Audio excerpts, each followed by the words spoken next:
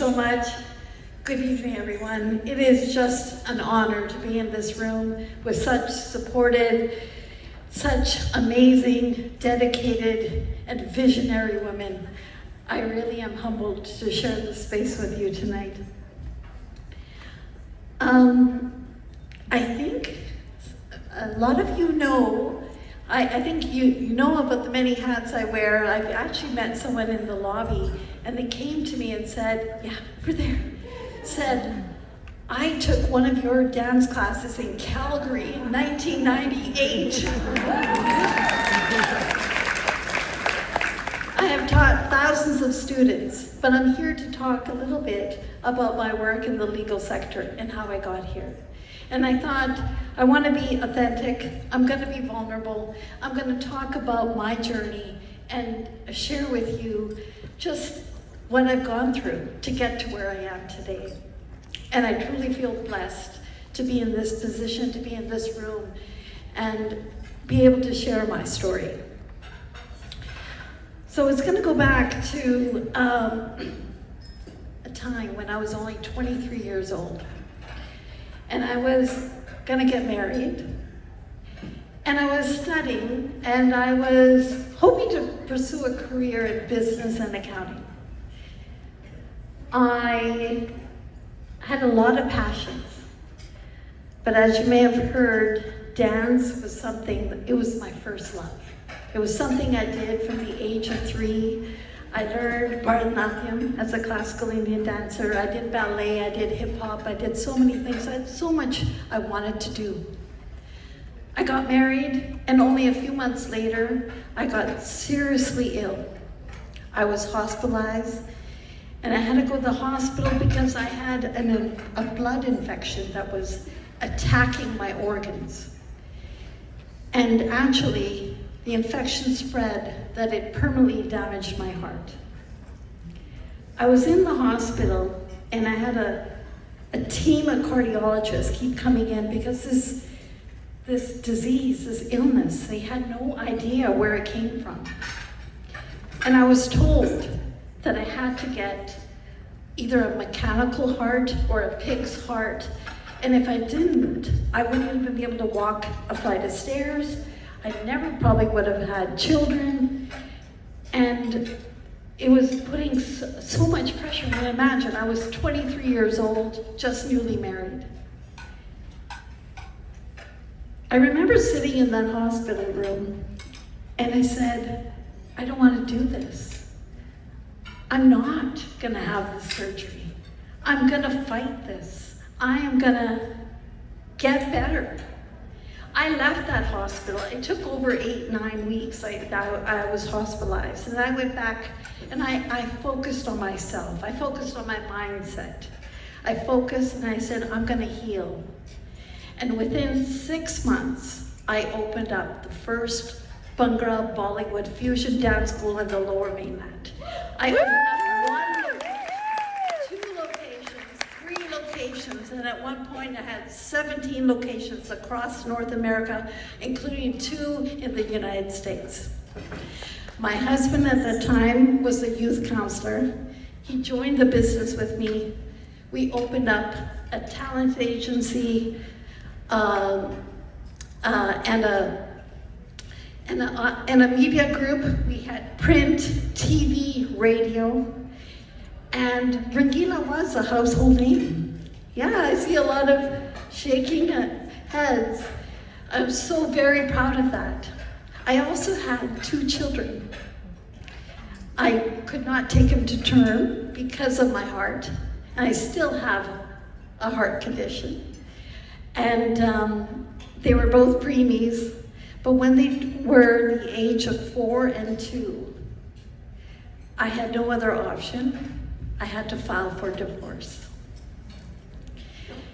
And that was probably one of the most challenging times of my life. It was a difficult situation, a difficult time. And my divorce was not easy. It was really messy, complicated. We had assets, children, businesses, and I went and got a lawyer. I got a lawyer, and there was multiple hearings, multiple applications that didn't make sense to me. There was a trial schedule, which was going to be a couple years down the road. And for the first 9 months or so, they were just going back and forth to lawyer and lawyer. And I spent over $90,000, and I'm talking about over 20 years ago, on applications that didn't make sense, fighting for who's going to have Christmas, where are the kids going to stay, what about summer vacation, what about football and cheerleading, and who's going to have who. And it was those applications back and forth that it concerned me, what the justice system was. My lawyer called me in for a meeting because, again, trial was coming. It was scheduled for a 2-week trial in Supreme Court. He called me in and sat me down, and he said, we've got to start working on the trial. We got to start prepping. And I need you to pay me another $50,000 retainer. I just dropped my jaw, sat deep in my seat. And he saw my reaction, and he turned around and said, well, listen, $50,000 is just a start. It's probably going to be double or triple that money by the time we're done. I waited a second. I looked at him in the eye, and I said, you're fired. I'm gonna fight my own case myself. Mm-hmm. I am not a lawyer. I'm not a lawyer. And I remember going and picking up and all these binders and looking at the Divorce Act, looking at the Family Relations Act, printing all these papers, putting them by my bedside, having my daughter on one side and my son on the other, and sleeping, while they're sleeping through the night, I'm studying and I'm looking through case law and submissions and other things I had no clue. But I, at that time, thought, I'm gonna fight for myself. I represented myself in court against another lawyer, a very senior lawyer. And it was supposed to be for 2 weeks. It ended up being a 3-week trial. And I ended up,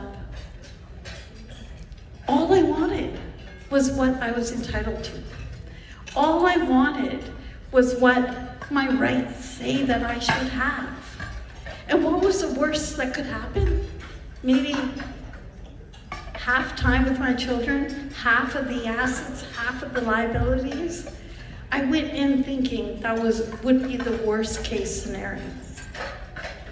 I have 2 amazing, wonderful children that I raised by myself. I am blessed to have a supportive family that got me through that. But through this, I learned one thing, that if you don't have the education about learning what your rights are, you can't fight. You can't go out and make those choices. You don't know what your options are if you don't know the law. I made a commitment to work in social services at that point. I decided that this was my calling. And not only through the work that I was doing, I got recognized, and I started working with a lot of different South Asian nonprofits. I worked with VIRSA, where we did mentorship for South Asian youth. I then went on and worked with Sikri. It was more of my own spiritual journey. I continued dancing, and I'm still dancing today. And I got recognized by the Justice Education Society, and they called me up, and we had a joint, a common friend. The executive director said, I want to bring you on. I want you to lead some programs, and I want you to teach newcomers and immigrants about what their rights are, teach them their legal rights, and teach them their responsibilities. And when he came to me and I was thinking, hey, I could do this. Maybe it's a stint for maybe a 6 months or so. I was there for 17 years, leading programs that help people throughout different courthouses throughout the province. I developed programs for women, for youth, for families. I ended up being a law coach. And again, I'm not a lawyer. I didn't have a law degree. But I felt that my perspective as someone who wasn't legally trained was more effective than a lawyer. And lawyers have their place. But I feel if you actually want legal equity, you actually have to think about both these strong pillars. And one being the law, which we know is so the rigid, the protocol, the etiquette, the rules. But we also have to have the other side of it, the equity, the kindness, the fairness, the reality. And that's what I focus on. I focus that with my clients. I focus that with everything that I do.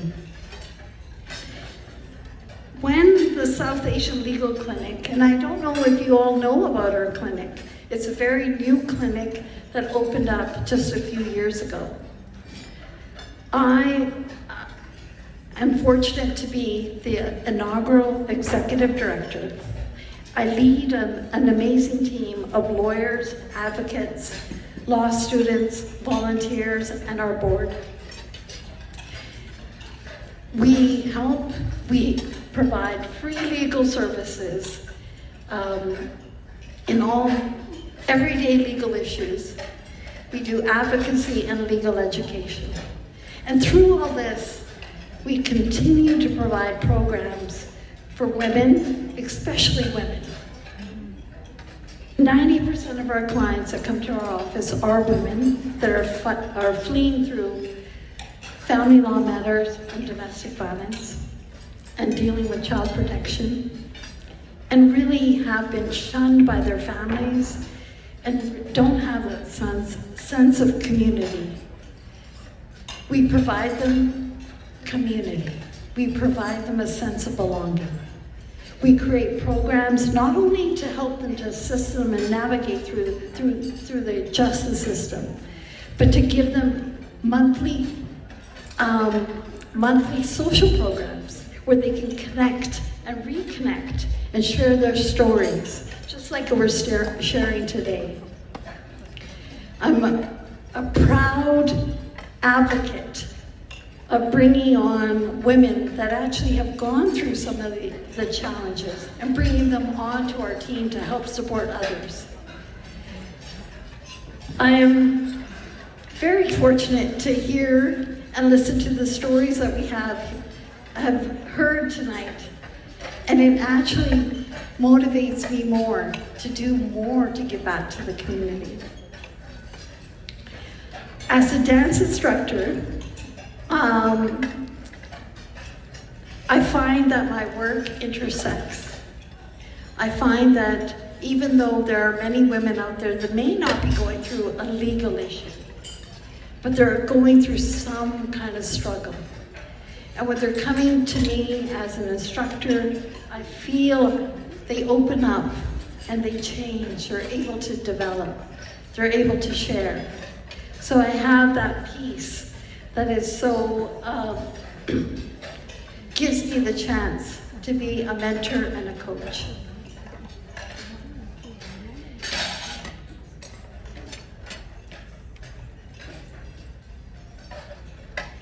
I get a little emotional. I get a little emotional sharing some of my stories, and I really appreciate that you're letting me be a little bit vulnerable.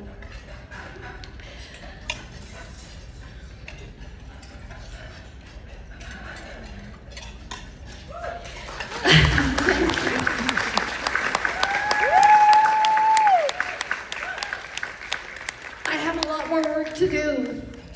I actually realized when the opportunity came to me to lead the South Asian Legal Clinic in my capacity, I realized there's so much more work to do. We have a community that is suffering. We have a community that needs more guidance. We need collectively to come together. I want to reach out to my sisters in this room. And if you actually feel, if any of this resonates with you and you want to be able to join hands and come on board, in addition to my wonderful, amazing team, I have an army of volunteers that help to coordinate events, to volunteer and provide services at the courthouses, to volunteer, to provide empowerment programs for women. If you would like to join us and join me, please reach out. I would love to add on and have even more support to do what we need to do for our community. I'm gonna have to leave it there, but I'm so thankful for you. I'm very humbled to share my journey with you, and I look forward to connecting with each of you. Thank you.